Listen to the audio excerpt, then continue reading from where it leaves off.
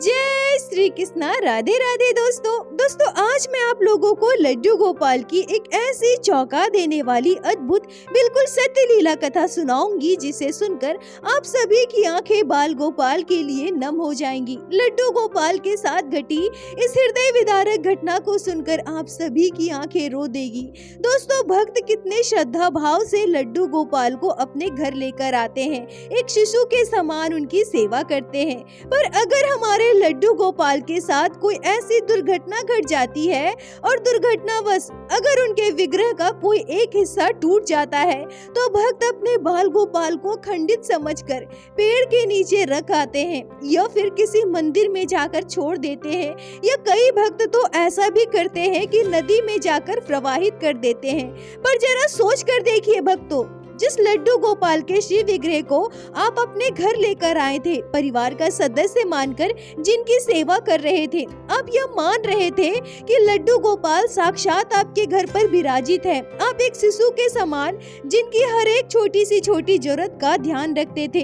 फिर अगर आपके लड्डू गोपाल के साथ कोई ऐसी घटना घट भी जाती है तो क्या यह उचित होगा कि आप अपने घर से उन्हें बाहर कर दे? क्या यही घटना अगर आपके परिवार के किसी सदस्य या भगवान ना करे आपके बच्चे के साथ घट जाए तो क्या आप अपने बच्चे को भी अपने परिवार से दूर कर देंगे? नहीं ना, आप अच्छे से अच्छा, बेहतर से बेहतर अपने बच्चे का इलाज करवाएंगे और आपका बच्चा कभी ठीक ही ना हो फिर भी आप भगवान से यही मांगेंगे कि भगवान मेरा बच्चा जैसा भी है मुझे वैसा ही स्वीकार है, मैं इसी अवस्था में अपने बच्चे को खुश रखूंगी। मैं आपसे बस यही मांगती हूँ कि आप मेरे बच्चे को सही सलामत रखना। और आप उस सूरत में भी अपने बच्चे को खुद से दूर नहीं करेंगे। फिर आप अपने लड्डू गोपाल को अपने घर से दूर कैसे कर देते हैं? आपने कभी सोचा है बाल गोपाल भी आपके परिवार को अपना परिवार मानते हैं, आप सभी से कितना प्रेम करते हैं, और जब आप अपने वर्षों से पूजित लड्डू गोपाल को खंडित मानकर घर से बाहर फेंक देते हैं तो हमारे कान्हा को कितना दर्द होता है, हमारे लड्डू गोपाल को कितनी तकलीफ होती है। आज एक ऐसी ही घटना आप सभी के हृदय को झकझोर देगी जब लड्डू गोपाल रोते हुए पेड़ के नीचे पड़े रहे। दोस्तों, आप सभी भक्तों से मेरा विनम्र निवेदन है कि कृपया आज की इस लीला कथा को पूरे श्रद्धा भाव से, पूर्ण विश्वास के साथ पूरा अवश्य श्रवण कीजिएगा। आशा करती हूँ आज की यह लीला कथा आपके हृदय को स्पर्श करेगी। दोस्तों, आज की यह लीला कथा हमारे साथ शेयर की है पश्चिम बंगाल के बांकुड़ा जिले में रहने वाले अमित बनर्जी जी ने। अमित जी हमसे कहते हैं कि मेरी उम्र मात्र 17 साल है। मैं पश्चिम बंगाल के एक छोटे से गाँव में रहता हूँ। हमारा बहुत बड़ा परिवार है। हमारे परिवार में मेरे दादा दादी, मम्मी पापा, मेरे बड़े मम्मी, बड़े पापा, चाचा चाची और हम सभी भाई बहन मिलाकर कुल 7 भाई बहन हैं और हम सभी साथ साथ रहते हैं। हमारे परिवार में राधे कृष्ण की युगल जोड़ी की सेवा होती है। मेरे दादा दादी वृंदावन से दीक्षित है।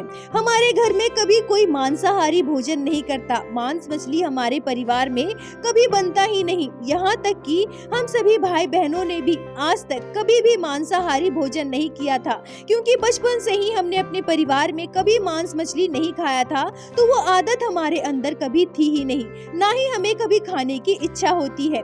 हमारे घर में युगल सरकार की सेवा पूरे श्रद्धा भाव से होती है। मेरी दादी की तो अब उम्र हो रही है, इस वजह से अब मेरी दादी ज्यादा पूजा पाठ नहीं कर पाती है, तो अब मेरी मम्मी, चाची, बड़ी मम्मी ये सब मिलकर राधे कृष्ण की सेवा करती है। हमारे घर में एक छोटा सा मंदिर है। हमने अपने मंदिर को बहुत ही सुंदर तरीके से सजा रखा है।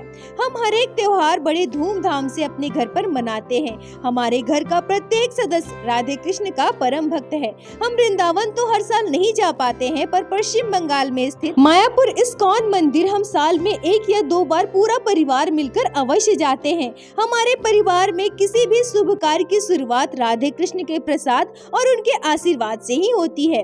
दोस्तों, अमित जी कहते हैं कि हमारे घर में युगल सरकार की सेवा होती है और युगल सरकार हमारे परिवार में आने वाली हर एक मुसीबत से हमें पहले ही अवगत कराते हैं और हमारे जीवन में आने वाले हर एक विपरीत परिस्थिति में हमारे ठाकुर जी, हमारे राधा रानी हमारे साथ खड़े होते हैं और उस मुसीबत से हमें जरूर तारते हैं। हमारे परिवार के साथ राधे कृष्ण ने अनेक लीलाएं की है। उनकी अनेक अनेक कृपा है हमारे परिवार पर।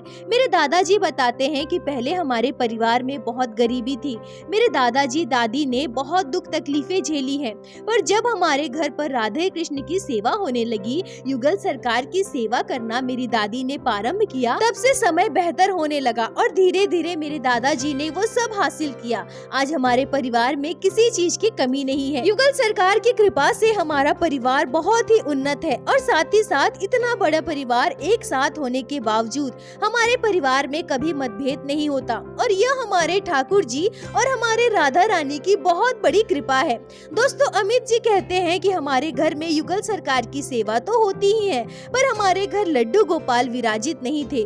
पर मेरे कई दोस्तों के घर लड्डू गोपाल की सेवा होती थी। मैं जब भी उनके घर पर जाता था और उनके घर बाल गोपाल को देखता था तो मेरे मन में बड़ी इच्छा होती थी कि काश हमारे घर भी लड्डू गोपाल होते। वो क्या है ना, ठाकुर जी के प्रति तो मेरे हृदय में प्रेम बचपन से ही था, पर जब मैंने लड्डू गोपाल का बाल स्वरूप देखा तो मेरे मन में बड़ी व्याकुलता होने लगी। ऐसा लगता था मानो अभी मैं बाजार से लड्डू गोपाल को लेकर आऊं और हमारे घर उनकी सेवा करूं। यह बात मैंने कई बार अपने घर पे भी बताई, पर सभी मुझे मना कर देते थे। सभी यह कहते थे कि हमारे घर में राधे कृष्ण विराजित है और लड्डू गोपाल भगवान श्री कृष्ण के ही तो बाल स्वरूप है ना, तुम इनकी ही सेवा करो, इनसे ही प्रेम करो। अमित जी कहते हैं कि मुझे राधे कृष्ण से अपार प्रेम था, पर जब भी मैं लड्डू गोपाल के शिव विग्रह को देखता था तो भगवान श्री कृष्ण के बाल स्वरूप के दर्शन करते ही मेरे मन में व्याकुलता हो जाती थी। और सच कहूँ तो भगवान श्री कृष्ण के रूप से ज्यादा मुझे लगाव लड्डू गोपाल के स्वरूप से होने लगा था। पर क्या करूं, मेरे परिवार वाले यह समझते ही नहीं थे। मेरे घर वाले का यह कहना था कि अभी तुम बहुत छोटे हो, जब बड़े हो जाओगे और तुम्हारी इच्छा अगर ऐसे ही प्रबल रही तो तुम लड्डू गोपाल को हमारे घर जरूर लेकर आना और उनकी सेवा करना, पर अभी तुम पढ़ाई पर ध्यान दो। फिर ऐसे ही समय बीतता रहा। अमित जी कहते हैं कि इसी बीच मेरे जीवन में एक बहुत ही आश्चर्यजनक घटना घटी जिसने मेरे जीवन को पूरी तरह से बदल कर रख दिया। अमित जी कहते हैं कि यह घटना आज से लगभग 5 साल पहले की है, जब मैं मात्र 12 साल का था। प्रत्येक दिन अपनी साइकिल से मैं ट्यूशन जाया करता था। एक दिन जब मैं अपने ट्यूशन से घर वापस आ रहा था तो रास्ते में एक तालाब पड़ता है और उसी तालाब के किनारे एक बहुत बड़ा पीपल का पेड़ है।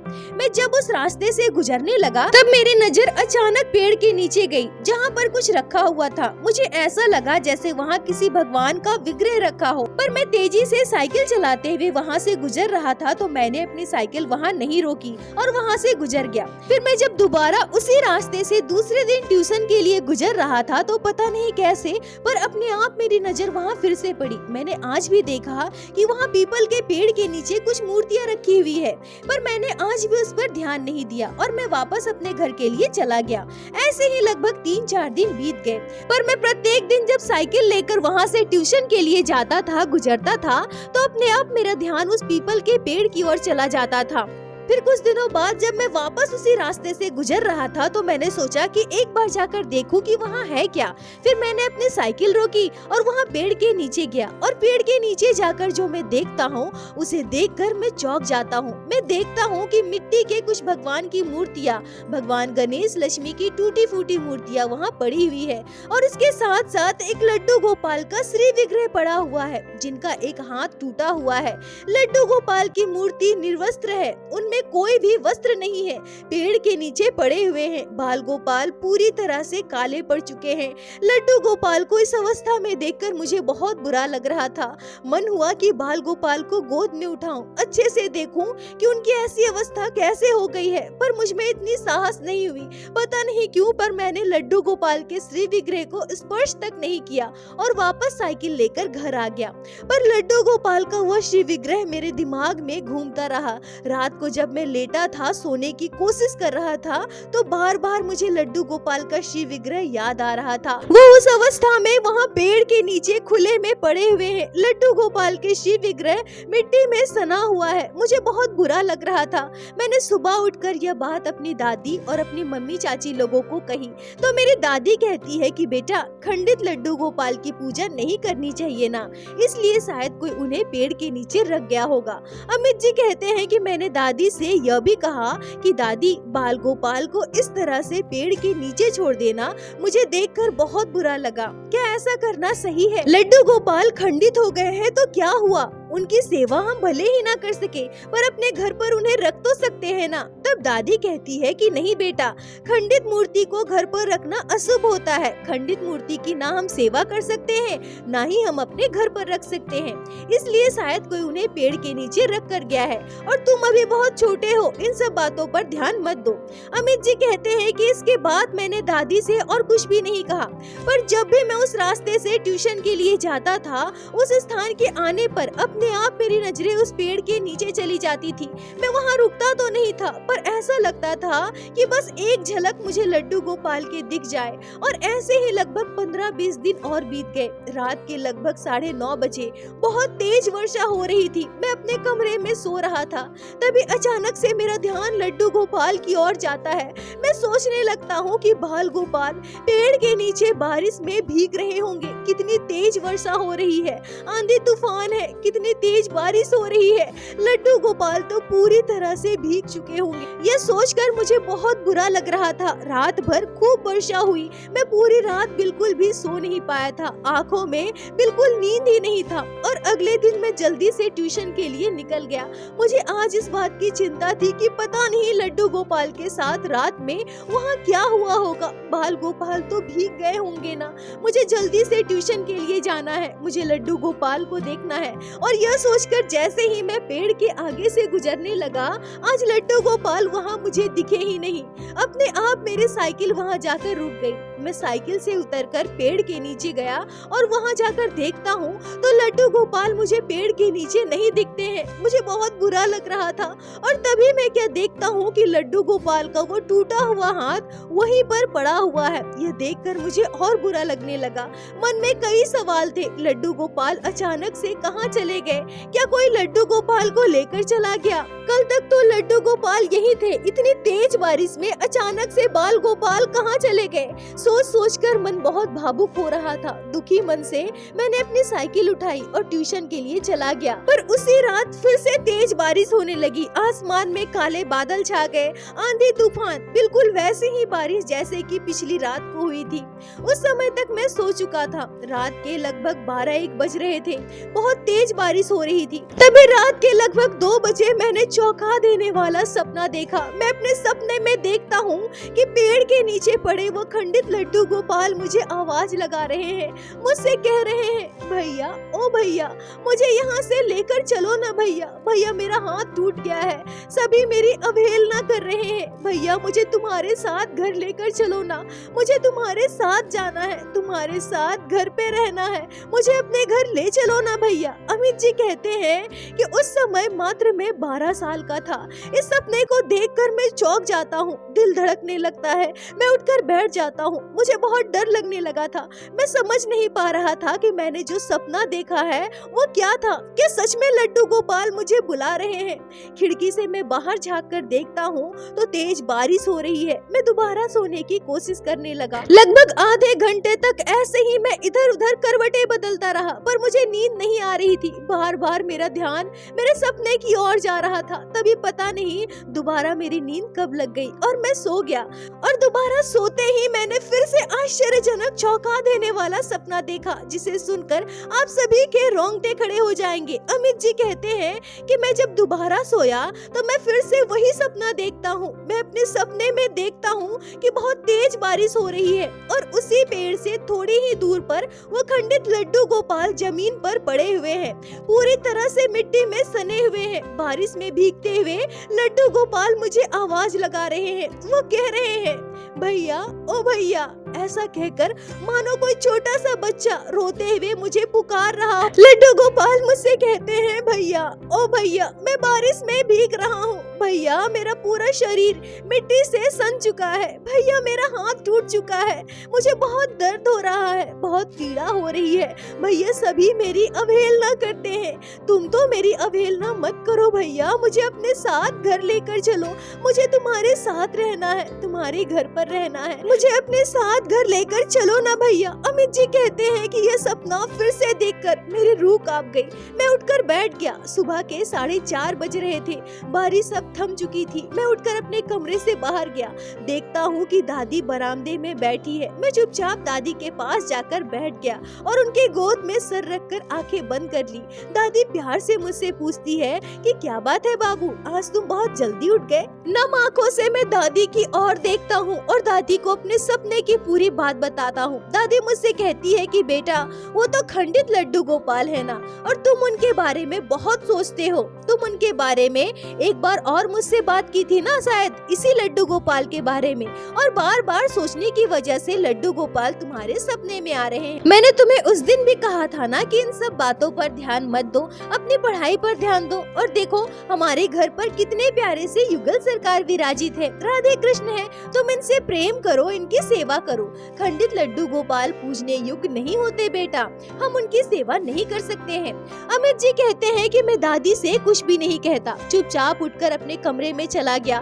थोड़ी देर बाद नहा धोकर नाश्ता करके ट्यूशन जाने लगा और जाते समय मेरा ध्यान उस पेड़ की तरफ बिल्कुल भी नहीं गया। प्रत्येक दिन की भांति मैंने उस पेड़ की तरफ देखा भी नहीं, सीधा ट्यूशन चला गया। पर ट्यूशन से वापस आते ही मेरी साइकिल अपने आप उस पेड़ के आगे रुक गई। मेरी साइकिल से मैं उतर गया और पेड़ के आगे जाकर खड़ा हो गया और लड्डू गोपाल को इधर उधर ढूंढने लगा। पर मुझे वो लड्डू गोपाल पिछले बार की तरह आज भी वहाँ नहीं मिले। लड्डू गोपाल का वो खंडित हाथ आज भी वही पेड़ के नीचे पड़ा हुआ था। पर तभी मुझे अचानक से अपना सपना याद आता है। मैं अपने सपने में जिस स्थान पर लड्डू गोपाल को देखा था, पेड़ से थोड़ी ही दूर पर, मैं वहाँ जाता हूँ तो क्या देखता हूँ कि लड्डू गोपाल निवस्त्र जमीन पर पड़े हुए हैं। लगातार 2 दिनों की तेज बारिश की वजह से धूल मिट्टी में पूरी तरह से सन चुके हैं बाल गोपाल। मुझे नहीं पता लड्डू गोपाल पेड़ के पास से वहाँ कैसे पहुँचे। मुझे यह बोलते हुए भी बहुत दुख हो रहा है कि शायद कोई कुत्ता या फिर कोई जानवर लड्डू गोपाल को अपने मुंह से उठाकर वहाँ ले गया होगा। पर पता नहीं मुझे क्या हुआ, मैं लड्डू गोपाल के श्री विग्रह को वहाँ से उठाया, पेड़ के पास से लड्डू गोपाल के टूटा हुआ वो हाथ उठाया और दोनों को अपने बैग में डालकर घर लेकर आया। घर आकर मैं सीधा अपने घर के मंदिर में गया। लड्डू गोपाल को स्नान करवाया, एक कपड़े से मैंने बाल गोपाल को लपेट दिया और घर के मंदिर में विराजित कर दिया। हमारे घर में जो सूखा प्रसाद था, मैंने उसी का भोग लड्डू गोपाल को लगाया और अपने कमरे में चला गया। तभी शाम के समय जब मेरी मम्मी दिया बाती करने मंदिर में जाती है तो वो जोर से चिल्लाती है। चिल्लाते हुए सभी को मंदिर में बुलाती है। सभी मंदिर की ओर भागते हैं तो मेरी मम्मी कहती है कि ये लड्डू गोपाल टूटे हुए खंडित बाल गोपाल हमारे घर पर कौन लेकर आया है। अमित जी कहते हैं कि मैं बहुत डर गया था और डरते हुए मैंने कहा कि मैं लेकर आया हूँ। और फिर मैं सबको अपने सपने की बात बताई। यह भी बताया कि लड्डू गोपाल मिट्टी में सने हुए वहाँ पेड़ के नीचे पड़े थे, जो मुझसे देखा नहीं गया, और बाल गोपाल खुद हमारे घर आना चाहते थे, इसलिए मैं उन्हें लेकर आया हूँ। और वैसे भी मेरे सपने की बात तो पहले से ही दादी को पता था। दादी मुझे डांटने लगी, गुस्से में कहने लगी कि मैंने तुम्हें कितनी बार समझाया और फिर भी तुमने ये खंडित लड्डू गोपाल हमारे घर लेकर आए। तुम्हारा इतना बड़ा साहस, तुमने इतना बड़ा अपशगुन किया कि हमारे घर के मंदिर में खंडित लड्डू गोपाल को विराजित कर दिए। अरे किसके लड्डू गोपाल है, कौन वहाँ फेंक कर गया होगा? तुम्हें कुछ समझ में आता है? चलो उठाओ यहाँ से लड्डू गोपाल, यहाँ हमारे घर इनकी सेवा नहीं होगी। और उसके बाद मेरी मम्मी हमारे घर के मंदिर से लड्डू गोपाल को उठा लेती है। मैं सबको बहुत रोक रहा था, मैं रो भी रहा था कि लड्डू गोपाल को बाहर मत करो। किसी ने मेरी एक न मानी। मेरी दादी ने लड्डू गोपाल को खिड़की के ऊपर रखवा दिया। मेरी दादी मेरे पापा से कहती है कि इतनी शाम को हम भगवान के विग्रह को घर से बाहर नहीं करेंगे और ऐसे पेड़ के नीचे लड्डू गोपाल का विग्रह रखना भी उचित नहीं है। तो फिर तुम कल जाकर लड्डू गोपाल को किसी नदी में प्रवाहित कर देना, विसर्जित कर देना लड्डू गोपाल के इस खंडित मूर्ति को। और मुझे उस दिन सबने खूब डांटा। मुझसे यह भी कहा कि खबरदार, अगर तुम लड्डू गोपाल के पास भी गए तो किसी की बात नहीं मानते और बड़ी बड़ी बातें बनाते हो कि लड्डू गोपाल तुम्हारे सपने में आए थे, मनगढ़ंत बातें करते हो, ये सब बंद करो। और खबरदार, तुमने अगर लड्डू गोपाल को छुआ भी तो। यह कहते हुए सबने मुझे खूब डांटा और वहाँ से भगा दिया। अमित जी कहते हैं कि उस दिन मैं खूब रोया। मैंने रात को खाना भी नहीं खाया और अपने कमरे में जाकर सो गया। यह सोचकर मुझे बहुत बुरा लग रहा था कि मैं लड्डू गोपाल को घर घर लेकर आया, पर मेरे घर वाले कल सुबह ही लड्डू गोपाल को घर से बाहर करने वाले हैं। लड्डू गोपाल को नदी में विसर्जित करने वाले हैं। बाल गोपाल हमेशा हमेशा के लिए मुझसे दूर हो जाएंगे। और लेटे लेटे मैं रो रहा था। रोते रोते मेरी आंख कब लग गई मुझे पता भी नहीं चला। सभी अपने अपने कमरे में सोने चले गए थे। तभी अगले दिन सुबह 3:30 बजे मेरी दादी चिल्लाते हुए कमरे से बाहर आती है और दौड़कर मंदिर की ओर भागती है। और चिल्लाने की आवाज से हमारा पूरा घर जाग जाता है। पूरा परिवार दौड़कर दादी के पीछे भागता है। हम सभी समझ नहीं पा रहे थे कि अचानक से दादी को क्या हो गया। तभी हम मंदिर में जाकर देखते हैं तो दादी रोते हुए खंडित लड्डू गोपाल को खिड़की से नीचे उतारती है और अपनी गोद में लेकर उन्हें खूब सहलाती है, उन्हें चूमती है, उन्हें प्यार करती है। हम सभी को समझ नहीं आ रहा था कि अचानक से दादी को ये क्या हो गया। तभी मेरी दादी मुझे गले से लगा लेती है और कहती है, बाबू तुम बहुत सौभाग्यशाली हो। आज तुम्हारी वजह से मुझे भगवान का साक्षात्कार हुआ है। ठाकुर जी की सेवा, राधा रानी की सेवा में इतने वर्षों से कर रही हूँ, पर आज तक मुझे लड्डू गोपाल के दर्शन नहीं हो पाए थे। सपने में भी मैंने उनका साक्षात्कार नहीं किया था। आज तुम्हारी वजह से मैंने उन्हें साक्षात अनुभव किया है। दादी जी कहती हैं कि मैंने अभी एक सपना देखा जिसमें मैं देखती हूँ कि खिड़की के ऊपर रखे हुए लड्डू गोपाल को अमित हाथ में लेकर खड़ा है और मंदिर के अंदर आना चाहता है, पर मैं उसे मंदिर के अंदर आने नहीं दे रही हूँ। तभी ये लड्डू गोपाल बोल पड़ते हैं, कहते हैं कि दादी माँ मुझे भी अंदर आने दो ना, मुझे तुम सभी के साथ रहना है। मेरा तो हाथ टूट गया है ना, सभी मेरी अवहेलना कर रहे हैं। तुम तो मुझे अपने घर आने दो, मुझे अपने घर के अंदर रहने दो। तुम्हारे घर राधा रानी है, मुझे उनके पास रहना है, मुझे अपने घर में आने दो ना दादी माँ। अमित जी कहते हैं कि मेरी दादी की बात सुनकर सभी के रोंगटे खड़े हो जाते हैं। मेरी दादी मुझे गले लगाकर खूब चूमती है, खूब प्यार करती है। और उसी दिन मेरे परिवार वालों ने पता लगाया कि लड्डू गोपाल का टूटा हुआ श्री विग्रह कैसे ठीक करवाते हैं, कहाँ पर उसे ठीक किया जाता है। तो पता चलता है कि हमारे घर से लगभग 50-60 किलोमीटर दूर एक दुकान है जहाँ पर टूटे हुए विग्रह को ठीक किया जाता है। उसी दिन मेरे दादा दादी और मेरे बड़े पापा तीनों लड्डू गोपाल को लेकर वहाँ पर गए और लड्डू गोपाल के उस टूटे हुए हाथ को ठीक करवाया और हमारे घर लेकर आए। लड्डू गोपाल पूरी तरह से ठीक हो गए हैं, पर वहाँ पर थोड़ा सा निशान रह गया है। पर उसी लड्डू गोपाल की सेवा हमारे घर आज भी हो रही है। आज 5 वर्ष बीत गए और मेरे मन में लड्डू गोपाल के प्रति जो श्रद्धा भक्ति उत्पन्न हुई थी, आज वो कई गुना बढ़ गई है। मैं अपने लड्डू गोपाल से बहुत प्रेम करता हूँ। मेरे कई दोस्त मेरा मजाक भी उड़ाते हैं कि तुम लड़का होकर इतना भक्ति करते हो, इतनी पूजा पाठ करते हो, लड़की वाले काम करते हो, लड्डू गोपाल की सेवा करते हो। पर मुझे इन सब बातों का कोई फर्क नहीं पड़ता और मैं कॉलेज जाने से पहले अपने लड्डू गोपाल की घर पर सेवा करता हूँ, उन्हें भोग लगाता हूँ, उनका स्नान श्रृंगार करता हूँ, फिर मैं अपने कॉलेज में पढ़ाई के लिए जाता हूँ। अमित जी कहते हैं कि जैसा कि मैंने बताया, राधा रानी और भगवान श्री कृष्ण की कृपा तो हमारे परिवार पर पहले से ही थी, पर लड्डू गोपाल के आने के बाद हमारे व्यापार में दिन दुगनी रात चौगनी तरक्की होने लगी। हमारे घर में धन संपत्ति में कई गुना की बढ़ोतरी हुई। लड्डू गोपाल की कृपा से हमारा परिवार और भी संपन्न बन गया। आज हमारे परिवार में सभी बाल गोपाल से बहुत प्रेम करते हैं और सब मिलकर लड्डू गोपाल की सेवा करते हैं। अमित जी, आपका बहुत बहुत धन्यवाद जो आपने लड्डू गोपाल की इस अद्भुत चमत्कारी लीला को हमारे साथ शेयर की, जिसे मैं हमारे चैनल के माध्यम से बाकी सारे भक्तों तक पहुंचा सकी। अपना साथ और प्यार ऐसे ही बनाए रखें। दोस्तों, इस घटना पर आपके क्या विचार है, आप कमेंट में जरूर बताएं। मुझे आप सभी के कमेंट का इंतजार रहता है और यह घटना हृदय को स्पर्श कर लेती है।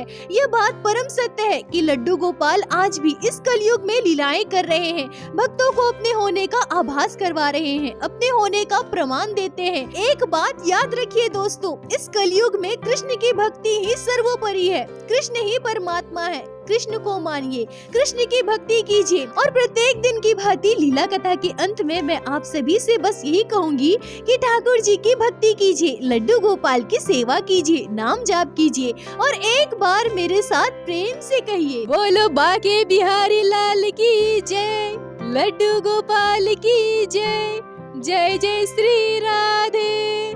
दोस्तों, यदि आप लोगों को आज की यह लीला कथा अच्छी लगी हो, आपके हृदय को स्पर्श की हो, तो कृपया वीडियो को लाइक करके अपने दोस्तों के साथ शेयर अवश्य करें, जिससे बाकी भक्त भी लड्डू गोपाल की इस अद्भुत लीला कथा को श्रवण कर सके और हमारे चैनल को सब्सक्राइब करें।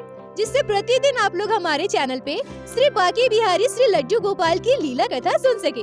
दोस्तों, यदि आपके जीवन में घटी हो कोई भी चमत्कारी घटना या लड्डू गोपाल ने कभी भी की हो कोई भी लीला जिसे आप हम सभी के साथ शेयर करना चाहते हैं, तो कृपया हमें इंस्टाग्राम पे मैसेज करें। हम आपसे कांटेक्ट करेंगे और आपकी उस लीला कथा को हमारे चैनल पे बाकी सारे भक्तों के साथ शेयर अवश्य करेंगे। लड्डू गोपाल की कृपा आप पर और आपके पूरे परिवार पर बनी रहे। राधे राधे दोस्तों।